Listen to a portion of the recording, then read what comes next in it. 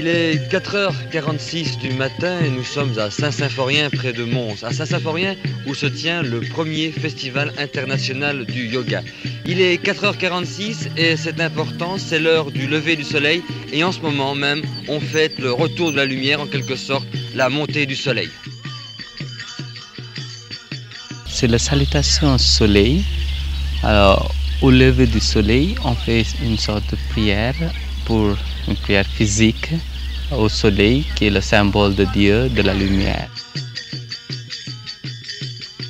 C'est la première fois au monde. Un festival de yoga n'a jamais eu lieu. Je dirais même que l'idée en soi est nouvelle. Parce que festival et yoga, a priori, ce sont deux choses qui paraissent assez contradictoires. Que représente le yoga en Wallonie ?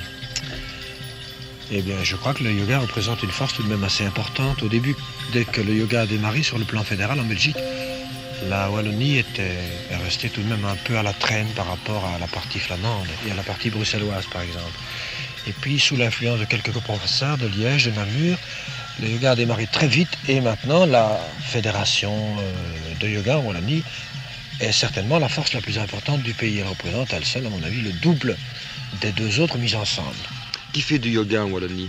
Toutes les couches de la société. Nous avons, c'est bien connu, deux ministres wallons qui font du yoga, mais nous avons énormément d'hommes d'affaires qui font du yoga et, disons, les professions libérales surtout. À ma connaissance, il y a peu de gens des classes plus modestes qui font du yoga. Je ne sais d'ailleurs pas pourquoi. Des hommes, des femmes surtout ? Surtout des femmes. Il y a certainement 8 femmes sur 10. Pourquoi ? Eh bien, je ne sais pas. Certains disent que c'est parce que les femmes ont mieux le temps. D'autres parce que les femmes sont plus crédules. Je ne peux pas donner de réponse définitive à cette question. Je crois qu'il y a une question de préjugés. Les messieurs trouvent plus facilement ridicule que les dames de se mettre sur un tapis et de faire des exercices assez bizarres. C'est peut-être ça. On dit qu'il y a aussi un certain snobisme. Non, ce snobisme est dépassé. Je crois que le snobisme, il a existé bien sûr, mais il s'est situé il y a quelques années, il y a 2 ou 3 ans. Maintenant, le yoga est tellement courant, tellement de monde et tellement de vedettes célèbres font du yoga que ce n'est vraiment plus un raffinement. Mais pourquoi fait-on du yoga ? Que recherche-t-on ? Je crois que vous devriez le demander à tous les gens qui sont venus ici. Il y en a des milliers et ils vous donneront chacun une réponse différente. Il n'y a qu'une réponse à donner. On sent du yoga. On fait du yoga parce qu'on sent que ça vous fait du bien. On sent que ça aide, on sent que ça libère en vous certaines tensions physiques et aussi psychiques d'ailleurs. Les dessinateurs ont dit que le yoga donne beaucoup de self-control. Est-ce que nos hommes politiques font du yoga ? Eh bien, il est possible que s'ils faisaient du yoga, ils auraient plus de self-control. Je ne suis pas certain, mais je connais tout de même un ministre qui en fait, c'est le ministre de la Culture française, M. Hanin, et je crois qu'il a beaucoup de self-control. Que voulez-vous prouver par ce festival ? Je voudrais prouver, rencontre de tous les gens du monde entier qui croient au yoga, tout simplement.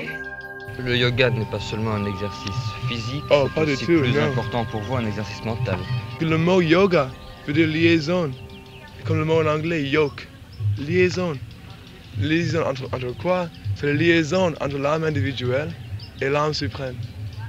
C'est la liaison la plus importante. Et cette liaison-là, entre l'âme individuelle et l'âme suprême, c'est le but du yoga.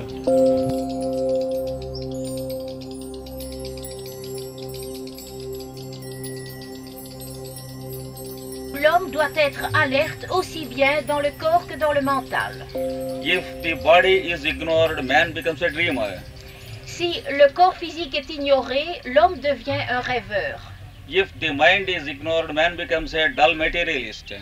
Si le mental est ignoré, l'homme devient un matérialiste.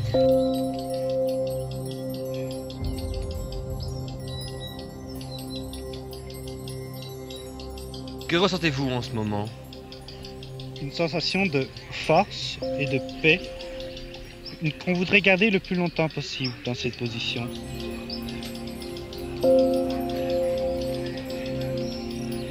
Nous avons donc Béjar qui est grand yogi et qui voulait bien donc